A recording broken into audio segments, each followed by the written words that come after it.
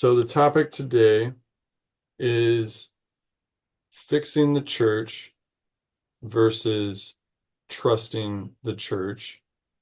And there's a lot of people recently in my life that have introduced me to the fixing idea. And I think I spent most of my life thinking that I could just trust the church, that that was what I wanted to do, what most everybody did, the right thing to do, et cetera, et cetera. And over time, realized that there was times when I was fixing the church, but I still didn't think of it as fixing the church. I just thought I was trusting and like doing my part. And then some people take the fixing to an extreme within the church by saying, the leadership needs to do XYZ differently. So if this is a spectrum, I think the most extreme end of the spectrum would be the anti-progressive members or even non-members that are trying to change the church. Policy, procedure, doctrine, whatever. They're trying to change it. Church is wrong. It needs to be fixed. We're going to fix it. And then on the other side of the spectrum, there's the people who say there's nothing wrong with the church. You don't need to fix anything. You don't need to advocate for anything. You don't need to suggest anything. It's all being taken care of by church leadership, revelation, God. The stewards of the church know what they're doing. They don't need your help. So in that spectrum, I think I kind of started on the trusting side. And right now I'm probably somewhere in the middle, probably a little bit leaning trusting still, but somewhere in the middle. Does that spectrum even make sense? Yeah, yeah, for sure. It makes sense. And I think I'm the same as you. I, I pretty much I don't think I ever even questioned anything really in the church, probably, I don't know, until like early 20s or something like that. And so, anyway, I leaned really heavily on just trust. I wasn't even saying those words in my mind though. I was just like, this is what we do. Yeah. And I would just show up and do it. Yeah, same with me. And and and I'm probably the same as you too. Now I feel like I am somewhere in the middle. Um, if I leaned one way or the other, I don't know. Gosh, if I'm leaning some one way or the other, it might be on the fixing end, but not dramatically or anything. Are you writing So letters to the church office building? no. Uh, and me saying I'm leaning that direction might be just relative to what most of my life has been, Yeah. right? Which has been on this very trusting side. So now, when I say leaning to fixing, I'm far more inclined now to speak up in a ward council or elders quorum when I don't think something's a good idea, you know, yet it's coming from a leader of mine. Um, Yeah, so anyway, I guess that's that's what I mean. that was going to be my next question. It seems relevant to the assignment that you currently have too, right? Like if you changed assignment this week, then you might suddenly be leaning more towards the trusting because maybe you're not in a position to be influential in the fixed Yeah, part of it. Um, but I think what I was interested in kind of exploring was more so the cynical light in that spectrum. So what's the opposite of cynicism? So the side that is fixing, in my mind, if you're going to ward council and you're like, we need to do this differently and we need to talk and counsel and do all this stuff, like you're in the middle. You're just barely leaning to the yeah, fixing yeah, side. And the people who are far out on the end of the spectrum are cynical. They are the people who are highly critical. And there are members of the church that are like that. I don't think there's many of them. Um, I think generally speaking, the population is very trusting, maybe even too trusting. But um, but there's not very many people that would say the church is doing this wrong. And the people who do that, I think, are typically have like a political leaning, or they have some kind of a social political leaning where they're like, gay marriage is where the church is going wrong, or you know, conservative values is where the church is going wrong.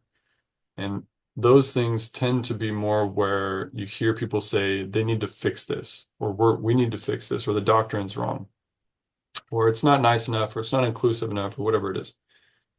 Um, and and the cynicism and the critical nature of it, I think, is what turns me off. And I think those people would typically say something like, "Oh, that's just because you've been brainwashed into the niceness culture or acceptance culture or everything's fine culture." Whereas if you really sat down and thought about it, you'd be just like us. You'd be really upset that the church isn't doing more to help in these different situations. But the but if I well, I guess I'll pause there. Does the cynicism sound viable? Yeah, yeah. No, I think I know what you mean, and yeah, I would agree that it's like a significant minority of people I think fit in the camp you're talking about. Because yeah, you're not talking about the people that are just questioning casually or suggesting. You're, and I think would you agree too that the people you're talking about also have this like attitude and aura that is really pessimistic and really downer and really like things are just terrible and I'm a victim to all of it, and we all are. And or um or would you is that not what you're talking about? I think it's fair to say that um, if they're going to be in the fix-it side of the spectrum for the church, they're going to be in the fix-it side of the spectrum for a lot of things in their life. If they're Yeah, yeah, cynical, I agree. if they're cynical about the church, they're going to be cynical about a lot of stuff in their life. And I think it comes across as a negativity. Um, but I know like I have people over to my house like this on a regular basis, and they don't think of it that way, right? Like they don't think of Yes, it as a right. negativity. They don't think of it as cynicism. They think of it as being an advocate, or being what's the word that they use for the people that go to protests? An activist. They think of it as being Oh an yeah. activist. Um, and good for them. I don't have a lot of judgment on that side of it. I'm more interested in exploring where it comes from, because in my mind there's a conflict, and the conflict is this question of the spectrum being fixed versus trust, and trust is synonymous with faith. Okay, so now the conversation suddenly changed, because now we're talking about a gospel principle. Do you Yes, do yeah. you have faith, or are you trying to fix the church? And so it's like, do the people who want to fix the church, are they lacking faith? Well, now the conversation is suddenly much more interesting, because Yeah. I can think of examples in my life where the church does something and I'm like, wait, what? What are we doing here? What's going on? Okay. I mean, if that's what you guys say, I guess I'll trust it. I'll trust. And then months or maybe years later, I look back and I'm like, oh my gosh, that was actually a divinely inspired idea. That went way better than I ever thought it was going to. I thought it was a really dumb idea. Turns out that somebody somewhere saw something that I didn't see, and they were able to put us in a good place to be able to handle the situation or the trial or whatever it is. And so I feel hesitant to jump into these fixing conversations, because I'm like, how am I supposed to know better than the people who have direct stewardship over some of these decisions? Like if it's local family ward stuff, yeah, I get it. But for me to like point at the church handbook and be like, this section of the handbook is completely wrong. It should be different. It should look like this. I don't know that I would ever dare to have that opinion because I don't have all of the different factors that the people writing the handbook would have. For example, worldwide considerations. I just don't know. Yeah. Yeah, I don't think people in leadership, uh, I mean, nobody bats 1,000, even in the church. Anyway, I've had the same situation as you, where I have been in my head critical of things at church or even at work or in my family, only to be like, oh yeah, I was just wrong, like on that. And yeah, I think sometimes it's hard to like respect the vantage point that somebody else has. So yeah, like I mean, the leaders of the church genuinely have a vantage point that none of us have on the front lines. Like we have our own vantage point that they also don't have, but they're in meetings where they hear about stuff happening all over the globe, right? Whereas you and me just aren't, right? And so I think there's some amount of respect that could be given just to the vantage point that somebody has that is wildly different than yours. Yeah. Yeah. And I think if I was going to give suggestions, recommendations to people, it would start with that perspective. That a lot of the criticisms that I hear about the church and the brethren, the policies, the handbook, the leadership, and all that, about half of them um, vanish as soon as you take the global perspective. Because they'll say something like the garment change is insane. Why are they doing this? It's so crazy. The garment adjustment, I think they're calling it, or whatever. Modification, I can't remember. Oh yeah, yeah. Or the other one would be the same-sex marriage thing. The same-sex marriage is the issue. The church has to figure this out right now. And as soon as you take the global perspective, those kinds of issues just vanish. They're just no longer relevant. They're only relevant in this nation or maybe this continent, but it's a very North American perspective to be like, this is the issue that needs to be addressed when the people who have time to concentrate on fixing problems are dealing with worldwide issues that are much, much bigger than these considerations. So something like the garment that perspective changes as soon as you realize that people in other cultures are wearing the garment differently than we are. Like in one of my areas in Mexico, we went over to the patriarch's house and he was out front of his house weeding in his garden, and all he was wearing was his garment top and then, shorts and garment bottoms. And he stood up and turned around, and his garment top was just covered in dirt and sweat and gross because it was 90 degrees, 99% humidity. He's outside in the sun working in his garden. And I was like, what the heck? Like he doesn't even know the the standards of the garment. Like this is the patriarch of the stake. How does he not know this?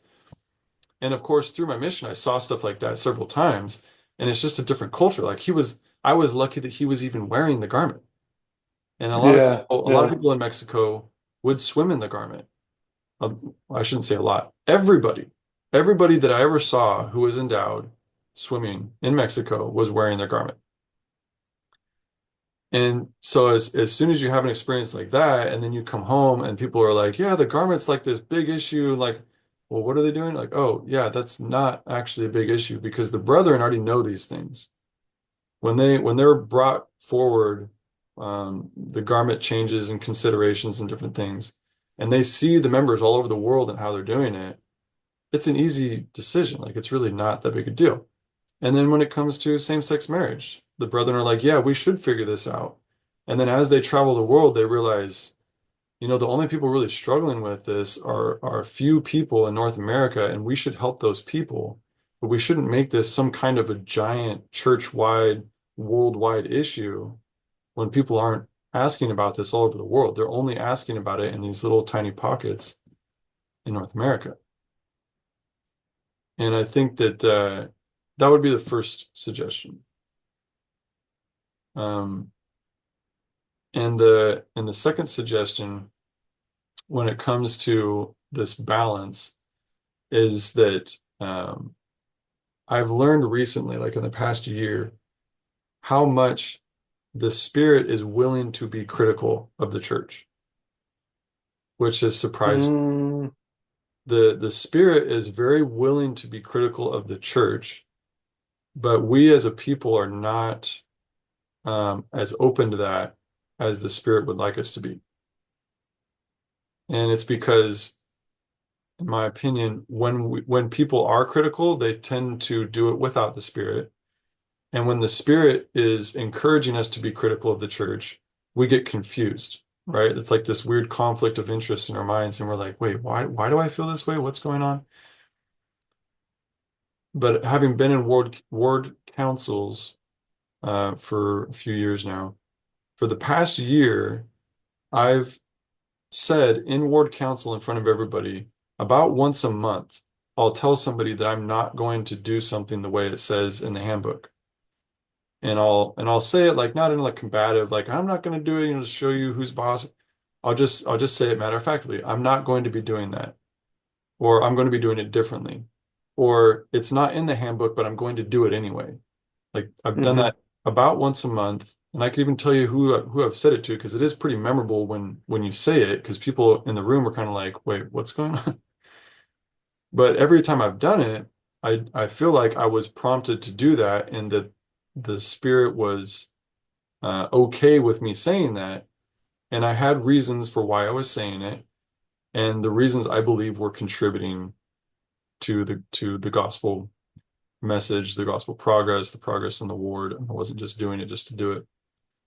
So those are the two things that come to my mind as far as suggestions on how to approach something like this. Yeah, um,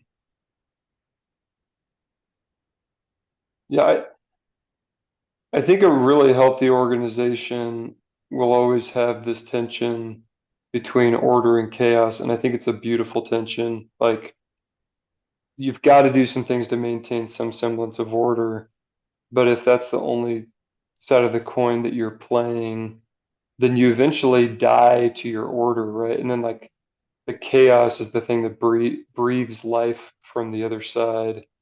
And I kind of feel like the church from the global perspective is trying to figure out the I mean, they're trying to figure out how to allow us to be self-organizing to some degree to allow for adapting and emergence and innovation, while at the same time it's trying to have clear rules and information flows and things like that. Um, but I think there's never I just don't think they can do it perfectly, and I don't think anybody will ever be able to. But I think I I I think you have to play chaos at the local level, but give like honest heed to like the order that's kind of being attempted from above, you know. But one other thing I was thinking of when you were like, this is my suggestion. First, have the global view, um, because I think what's I think when you're like in a really cynical place, the problem is not that you have bad signals you want to relay. I think the problem is the way in which you relay it is unproductive. There's a book called Nonviolent Communication. I love it, and it basically convinced me that you can share absolutely anything in a way that's productive without blaming, without doing all this other stuff, and it's really simple. And so yeah, you bring up the garments. You can have your opinion about that, and you can send as pure of a signal as you would in a cynical way as you can in a productive way, right? And so I I think that's often the thing missing is just learning how to speak productively in a way. Well, and I really like how that guy frames it. This guy who came up with nonviolent communication. It's just saying everything you were going to say exactly the same, just not violently. You're not trying to force anybody to do anything. You're just just getting the thing out there, getting out the signal you have. Um, Yeah, so I learned that early on with Grandpa because he would say things and then people would laugh at whatever he said. And it just boggle my mind because I'd be like, what he said was truly and deeply offensive and wrong. Like you should not be laughing at that. That was not okay. But the way he says it, right? The way he says it is just so genuine, and he always has this like smile, and people know that he's not there to hurt anybody. He's just trying to be funny. And I remember being a Yeah, kid, being like, this is some kind of a magic trick. Like, how does he get that reaction? Because I know if I did that, I would be in trouble. I'd be in big trouble.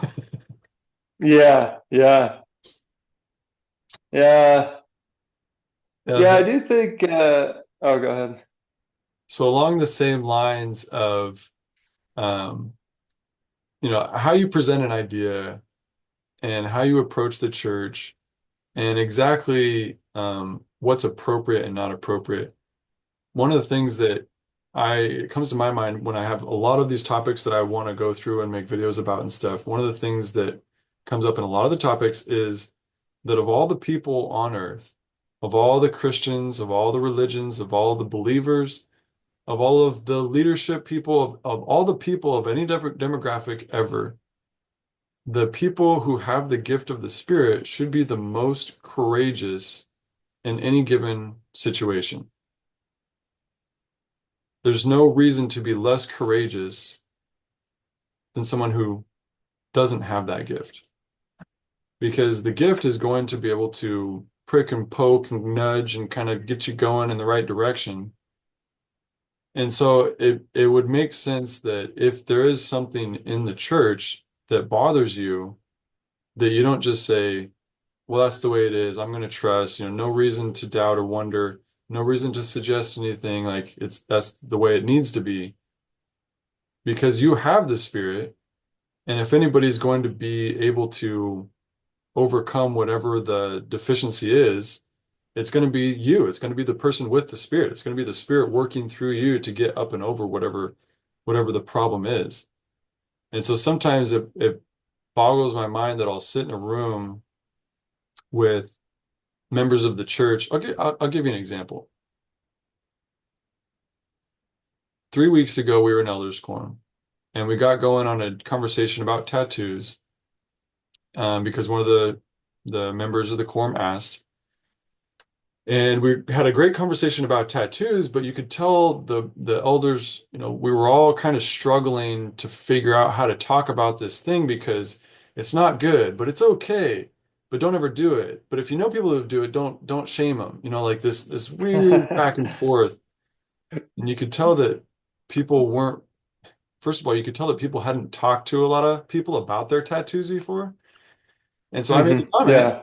I made the comment, I said, if you talk to people about their tattoos and you say, hey, cool tattoo, what is it about? What does it mean? Do you like it? Would you do it again? Like actually go through the questions, you'll find that about half of them love their tattoos and they would do it again hmm in a heartbeat and they don't regret it at all. Zero Yeah, regrets. 100%. Yeah. And afterwards, several people came up to me and were like, that's a really good comment. I never thought about that before. That's super cool. I want to like do that. I want to talk to more people like that and see if that's true. Da, da, da, da, da. And I thought to myself, that's one of those moments. That's one of those moments where the Spirit is prompting you to say something that is not with the flow. Yeah. That comment was not something that was going to be in any handbook or instruction manual or teachings of the prophets or anything like that. And it's going directly against this whole idea of like tattoos are bad and evil, whatever. But the Spirit's like, no, no, no. Like this is a good time to have courage and say something that is going to be in line with how God loves his children and not in line with this weird cultural taboo around something that God probably doesn't even really care that much about because it's all about the whys and not necessarily, the color of your marking, the markings on your skin and stuff. Yeah. Yeah, I really like that, man. I agree. I mean, it's not that obviously everybody has valuable things to say, but if you have the spirit, there should be some amount of trust and faith you should have, even in your own tiny little thoughts that pass through, you know. And maybe you should step into that darkness and just say it and see where it goes. I am generally a fan of people. Um, well, because yeah, I think there's this question like, okay, so when is it appropriate to like speak my mind, like speak the feelings I have, speak the thoughts I'm having, speak the kind of what I, want out of a situation or whatever. Could be a variety of things, but I kind of lean towards like err on the side of like let it all come out, you know. And I think sometimes people can be overly judgmental of themselves, like in a moment. They're like, oh, I shouldn't bring this up for whatever reason. Maybe it's just fear-based that they're going to be ostracized or something. But and they can be ostracized, right? We control how people react to the things we say. Yeah. But it's pure to me, it's like pure signal, to like, oh, this I'm uncomfortable. And you just kind of like, I'm uncomfortable. You just say it and see where it goes, Like I Yeah. don't know where this is going, but this is how I'm feeling about this or Yeah. whatever. Practice makes a huge difference. Yes. But I think you're right if I hear what you're saying is that it is possible to go too far with that kind of a courage. Like courage eventually becomes reckless, and that's not the idea. You got to practice and you got to figure out where your boundaries are with that. Yeah. Yeah. And you don't know until you tinker, Like you could have withheld your comment in quorum for whatever reason. But I think it's important to tinker and you're gonna mess up. You're gonna misinterpret a few things, but you're probably gonna get a lot of things right. Not not right, but it's gonna be useful or helpful. So Yeah. Cool. Anything else? nope, Fixing, nothing else, trusting. man. Yeah, good discussion. I liked it. Yeah, it was cool. All right. Thanks a ton, and we'll see you on the next one.